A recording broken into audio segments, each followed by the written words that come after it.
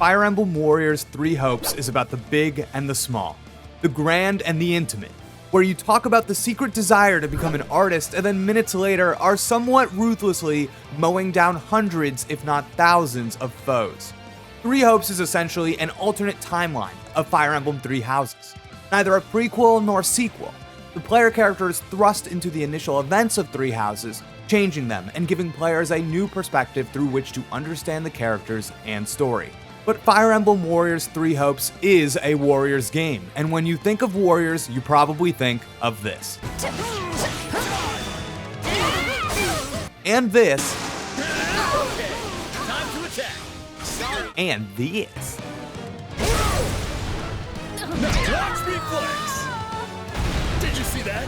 3 Hopes delivers on classic 1 vs 100 gameplay, and it is more satisfying than ever.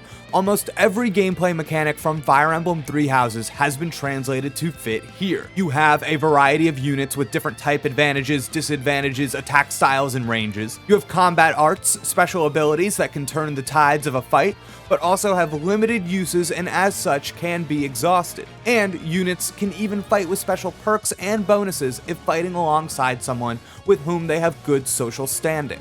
What this all amounts to is an action-packed Warriors loop in which you're constantly commanding your troops to perform different tasks or cover certain areas of the map, swapping between them to help make an extra push. Though 3 Houses is obviously a slower-paced strategy game, I was surprised how much the gameplay experience in 3 Hopes is able to echo and emulate its ethos. Managing the battlefield, picking which of your units are best suited for the fight, and directing their movements is critical to success in this game, and I definitely lost a couple of battles because my squad was misplaced and I had to rush to meet objectives. I found that unit management is enjoyable because it's a strategy game layered on top of the moment-to-moment fighting. More so than other Warriors titles, 3 Hopes is successful because you are constantly splitting your attention between multiple tasks. It's immensely satisfying to send 4 units to 4 different spots and time your character switching perfectly so that you clear out a zone with one character, switch to the next, and repeat at maximum efficiency. Let's show 'em how mercenaries fight. When you are in the action, most of the fighting is performed by using a combination of the Y and X buttons to execute light and strong attacks respectively. The combat feels good, but what makes it special for me are the variations between each class and unit. I love discovering the ranges and effectiveness of each strong attack. The character-focused writing in the game also extends to passive and active unit abilities too. See, Claude imbues his attacks with the wind element.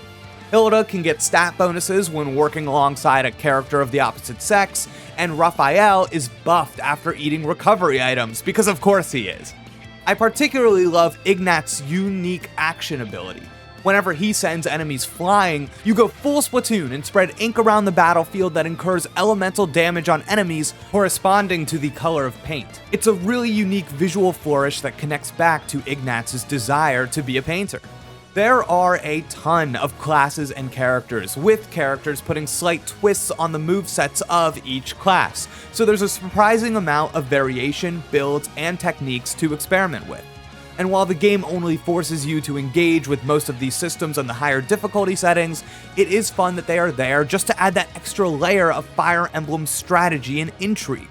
It also helps that the character-specific battle qualities are fun derivations from their intentionally written personalities that sell these characters as holistic identities existing on the battlefield as well as off, as opposed to 2 functionally separate gameplay experiences. I think that there's always this kind of lingering question with Warriors titles, being, does just pressing the attack button over and over again, slicing through nameless hordes of incredibly frail enemies, get repetitive and boring? Well, I'm not so sure me and cooking mix, but yeah, I wouldn't mind giving it a shot. While some people are never going to like this kind of gameplay style, I thought it served as an even better way to balance out the social and management aspects of Fire Emblem. I love strategy games, but it's a lot of menus, it's a lot of resource management and decision making that is honestly pretty similar to what you're doing off the battlefield. But in 3 Hopes, the fast-paced action helped break up my game sessions, preventing me from burning out and moving on to something else. Further, the idea in Fire Emblem is to be fighting large-scale wars with the playable characters serving as the boots-on-the-ground leaders and difference-makers tipping the scales. That element has never been more clear, because entire armies are present, with the named heroes serving as threats on both sides. Speaking of those heroes, I can't show you the coolest stuff. But as you spend time in the game and progress down class trees, not only do attacks become more explosive and exciting, you will learn obvious ways to take advantage of your given unit. For example, I always wanted to have at least one controllable unit on the team with a mount. Too often would an NPC call out for protection on the end of the map that I had been ignoring, but with a horse or a flying mount you could rush over there pretty quickly, sometimes even taking advantage of routes that were inaccessible to the on-foot characters. Now, structurally, each chapter is made up of smaller or side objectives that you must complete a certain number of to reach the next big story beat. I found the side content to be just as fun as the main stuff, so I never skipped any of it. Plus, completing everything before the big end of chapter mission will afford your squad with some strategic advantages, like the ability to recruit enemy units. So it's definitely worth the investment. So what you said didn't come from you, but rather some fictional character? Shifting our focus to the story, Fire Emblem Warriors 3 Hopes casts you as a mercenary of mysterious origin thrust into a continent-wide war alongside an eclectic cast of friends and enemies. And like Fire Emblem 3 Houses before it, the group of characters you choose to make an alliance with will influence how the story shakes out before you. I, of course, chose the best house in the game and experienced the campaign alongside Claude, Leone, Raphael, and the other members of the Golden Deer. Yeah, that's pretty much the deal. Right, Professor Yuritsa? Yes. I found 3 Hopes being an alternative timeline story far less limiting than it has the potential to be in other titles, since branching stories are already in the DNA of Fire Emblem 3 Houses. It ends up feeling far less like a spin-off and much more like a legitimate follow-up, and in my opinion, will serve as another of the definitive branches that make up the cumulative understanding of the franchise. Initially, the game will do its best to remind you of all the characters and context you may have forgotten about since playing 3 Houses. It is a bit of a slow start, but they feed you enough to remind you about everything important without making you go through too many motions. But when we talk about the story in Fire Emblem 3 Hopes, I think we need to make a clear distinction between 2 separate elements. First, you have everything happening on the grand scale, which includes uncovering the secrets of your player character's past and the ongoing movements of the Grand War taking place across the entire continent. Between all of the different families, regions, factions, and politics, it's definitely a lot to keep track of, and the in-game history of the world is extensive. I enjoy this aspect of the story for what it is. A driving force, narrative trapping, and occasionally little more than just the backdrop of war. But what all this gives way to is what I consider to be the real story of Fire Emblem Warriors 3 Hopes. You were speaking to a girl just now, correct? The intimate moments between characters, the budding romances, the scathing betrayals, and the sharing of laughs and secrets equally is what makes this game so charming. Like, listen, it's fun to flirt with Hilda and talk about my favorite cooked meats with Raphael. But this is still a game, and it wouldn't be much fun if you were simply on rails progressing through these social conversations until you got to the end. In 3 Hopes, just like 3 Houses before it, you hang out in a hub between battles and choose how to spend your limited free time. You can run around and talk to everyone in camp, hoping to select favorable responses in conversation, or you can cook meals that give you bonuses in battle, or you can invite characters out on one-on-one dates called expeditions, or choose to complete some necessary chores for the sake of team morale. All of these activities present the opportunity to boost your social standing with the characters you choose to do them with, if you choose to participate in them at all. And that's a pretty big if, because you really don't have to do any of that stuff, and I think the large cast combined with the extensive menu of social options benefits 3 Hopes greatly. See, as a video game player myself, sometimes I can't help but complete every side activity or conversation, essentially checking off every box on the map. And if you want to play that way, you can. But as I reacquainted myself with my teammates and found the hub growing with new characters, I had my routine of talking to Claude and Lysithea and eventually everyone else, but at some point, I would inevitably cross paths with Lorenz. Lorenz is like the rich guy in your friend group. He loves turning his nose up at others and rambling about nobility. His idea of a great social hang is probably being fed grapes by the vine while his closest friends grovel at his feet. I don't like Lorenz. And he'd be standing there with a little smirk and a bold UI element above his head as if to say, Jake, come on, you're supposed to talk to me. But eventually, I just burned the bridge. I started walking right by Lorenz, stopped training him for battle, and stopped cooking him delicious meals. As such, I imbued my player character with a resentment towards Lorenz that mirrored my own. And when it came to decide who was going into a fight, Lorenz's stats had suffered enough that it had stopped making sense to even bring him along. This is only possible and encouraged because Fire Emblem Warriors 3 Hopes presents you with so many options on the social and management side that you can't help but make choices that add a personal fingerprint to your experience. So while Lorenz was still present for the big story beats, I was happy to all but eliminate him from one-on-one time with my character. So I am beaten? What a disgrace. And choices like mine with Lorenz can add up. Almost any detectable pacing issue in the game can be remedied with the simple reminder that you yourself are setting the pace. If you're done chatting and want to get into the next battle, the game allows for that. But if you want to get lost in each character's goals, fears, stray thoughts, and hobbies, there is absolutely a ton to dig into here. It is worth noting that all of these characters and moments are experienced through the player character, Jake. Wait, no, their default name is Shez, that's right. Shez? This is strictly business. Anyways, Shez's given circumstances at the start of the story mostly revolve around his clouded origins, and achieving higher social ranks among friends is extra satisfying here because not only are we learning about whichever character we hang out with, we're also giving Shez a legitimate narrative reason to open up and let the player get to know him better in a way that feels organic. Strange. That's exactly what I wanted to hear, yet. Further, I absolutely adore how this protagonist is written and voiced.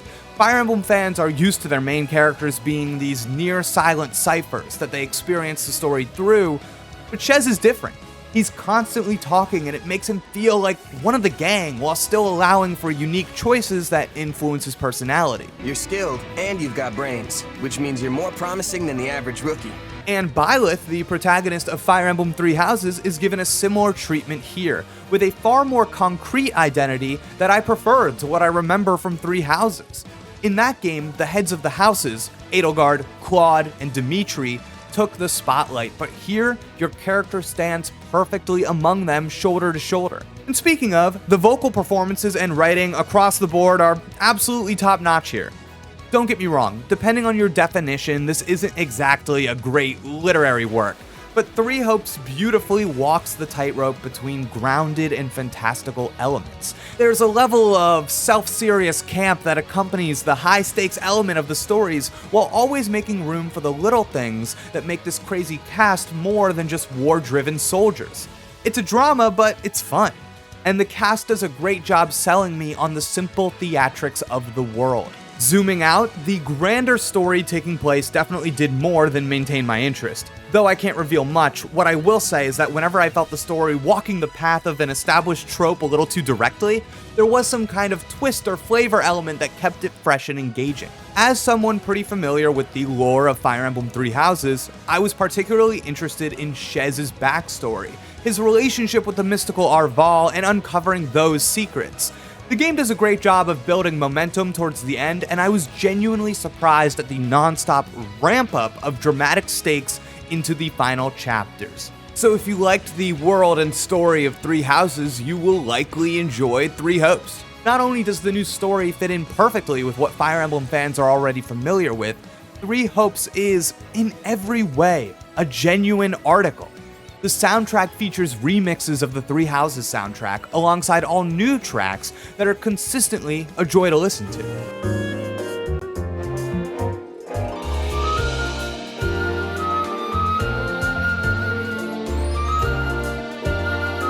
The The UI has the same elegant charm and design sensibilities. Even something as small as the confirmation sound when selecting an option will bring you back to playing Three Houses. The 3D character models, the 2D art and cinematic cutscenes, the ability to go on a date with a character, eliminate the UI and just check them out, it's all here. Hey, I'll take it. And maybe you've had fun playing co-op in past Warriors games. The ability to play with a friend is present here, but it's restricted to local split screen. I tried out a couple of battles and found it to be a serviceable experience. It's definitely harder to lock onto the enemy units you want to focus on with a reduced field of view, and the game's performance, while relatively stable, did dip into its lowest ends. And on the subject of performance, it just isn't perfect, but it never intruded on my gameplay experience to the point of being anything other than an afterthought. In my analysis, I found the frame rate to mostly hover around 30 frames per second, sometimes dipping to around 25 or peaking around 40 when in indoor environments. Unlike some other Warriors games, there aren't any performance options here, so what you see is what you get. Directing our attention to the difficulty options, I experimented with the easy, medium, and hard modes, opting to play my first run primarily on medium with the classic function turned on, which enabled permadeath. Difficulty essentially prescribes to what degree you need to engage with the game's advanced systems. On the hardest difficulty level, you're going to want to make sure you're investing in the multitude of strategic and social systems and ensuring your units are up to snuff. I found the difficulty to be consistently fair, with relief in even the most frustrating moments coming from just simple readjustments in how I was organizing my team on the battlefield. In case I haven't said it enough, I really find the action gameplay here fun, and with my nearly 40 hours with the game so far, I'm not even close to sick of it. But a large part of that is because of all the battle prep, strategies, and decision making that supplement the experience, ensuring I was never just mowing down enemies without simultaneously thinking about how to most effectively manage my squad. Now at this point, I'm sure you have noticed I've been pretty positive on the game so far, and I think that's because my chief points of criticism are rather easily deterred. At various points in my sessions, I wondered if there were pacing issues in regards to being given too many tutorials or simply having to spend too much time away from battles. While these are totally fair considerations, I think what ameliorates them for me is the fact that so much control is in the player's hands. So much of the game can be skipped or ignored if it's just not your speed. You don't even have to invest in the social systems at all, though I think that may cause issues on the battlefield at higher difficulties. But on the whole, pacing, the economy of time spent, it's all really on the individual player to tailor to your own desire. Keeping your guard up all the time is just gonna tire you out. Everyone needs to unwind every now and again. Another concern. The battlefields are drab, they're flat, forgettable textures arranged into almost exclusively right angles. When they do become distinct, it's exciting, but if you told me almost every level took place in the same forest, town, or cathedral, I'd believe you. Stages are simply lightly themed grids, but I find this to be a larger issue in theory than in practice. For one, I'm so focused on the fight and managing my squad and moving everyone around the map that I'm taking in the pause screen more than I am any kind of environment. The game's design just isn't asking you to ever look at the world that way, so it wasn't an issue for me, but it may be an issue for others. And lastly, and I think this is my most substantial criticism, there are a few really cool bosses in this game, bosses that surprised me and were built up to be exciting fights. I just wish that there were a couple of unique mechanics bolstering these fights beyond what they meant in a story context. Something is just missing when you take a grand and intimidating enemy down using the exact same strategies you employed on the last boss. Sure, it's a nitpick, but I enjoyed this game so much that I can't help but ask for a tiny bit more. And I really did enjoy my time with Fire Emblem Warriors 3 Hopes. After about 35 hours, I completed my first run and immediately started a second.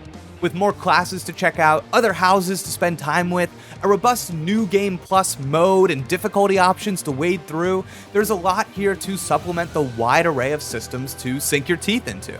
While I don't think being a Warriors fan is necessary to enjoy this game, I would say that having enjoyed Fire Emblem 3 Houses' story, characters, or world is a prerequisite. If the top-down strategy gameplay wasn't exactly your cup of tea, or even if it was, you may find yourself preferring the action combat substituted in Three Hopes. It's so good, I often found myself forgetting the game is supposed to be a spin-off title entirely. I did not expect to be here, everyone, but in the end, I loved Fire Emblem Warriors 3 Hopes. Turns out that warrior-style combat is a perfect match for the larger-than-life, self-serious melodrama of Fire Emblem, while so much outside of the combat grounds the characters in this lovable, sentimental space. And with that, thanks so much for watching our review of Fire Emblem Warriors 3 Hopes. I'm Jake, and for Fire Emblem or anything else in games, you are already in the right place. So just let us explain. I'll see you next time. Goodbye.